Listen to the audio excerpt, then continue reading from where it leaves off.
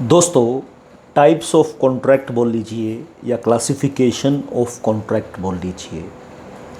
तो बेसिकली जब हम कॉन्ट्रैक्ट्स को क्लासिफाई करते हैं तो हम तीन बेसिस लेकर चलते हैं।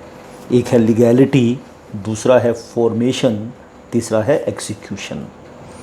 अगर हम एनफोर्सेबिलिटी की, लीगैलिटी की बात करें इनमें से, तो एनफोर्सेबिलिटी के बेसिस पे हम पढ़ते हैं valid contract, void contract, voidable contract और अनएनफोर्सेबल कॉन्ट्रैक्ट, इलीगल एग्रीमेंट और वॉइड एग्रीमेंट।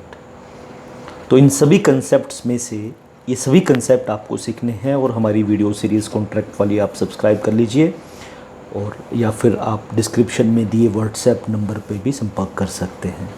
आज के इस छोटे से वीडियो में मैं आपको अनएनफोर्सेबल कॉन्ट्रैक्ट बताऊंगा। अब कई बार क्या होता है कि एक सिचुएशन पे दो लॉज इकट्ठे अप्लाई हो जाते हैं। जैसे कि एक छोटा सा एग्जांपल देता हूँ। जैसे मान लीजिए एक्स ने वाई को इमूवेबल प्रॉपर्टी बेची है, तो उस ट्रांजैक्शन पर इंडियन कॉन्ट्रैक्ट एक्ट भी अप्लाई होगा और ट्रांसफ़र ऑफ प्रॉपर्टी एक्ट भी अप्लाई होगा।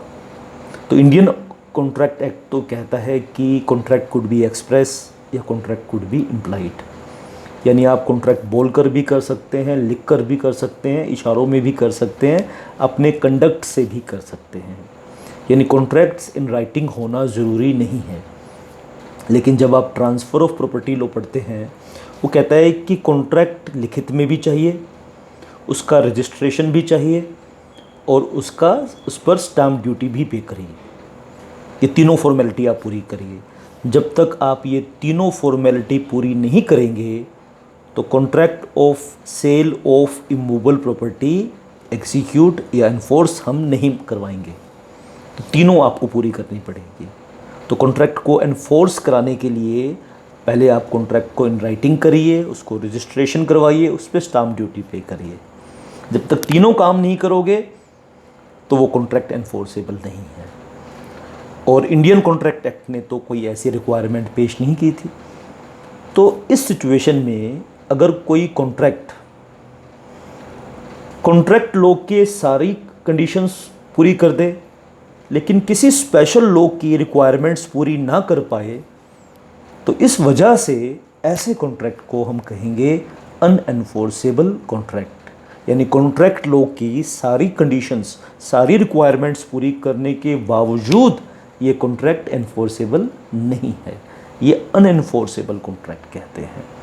आप इसको लिखना चाहें तो लिख सकते हैं, लेक्चर को स्लो करके या इसको पॉज करके आप लिख भी सकते हैं। Unenforceable contract is that contract which is not enforceable due to non-fulfillment of the technicalities of any special law. For example, contract of sale of immovable property according to Transfer of Property Act 1882. I hope आपको ये video help करेगा in understanding what is unenforceable contract. अगर कोई भी आपका doubt है इससे related, आप मेरे से डिस्कस कर सकते हैं। 9818050252 is my WhatsApp number. Thank you very much.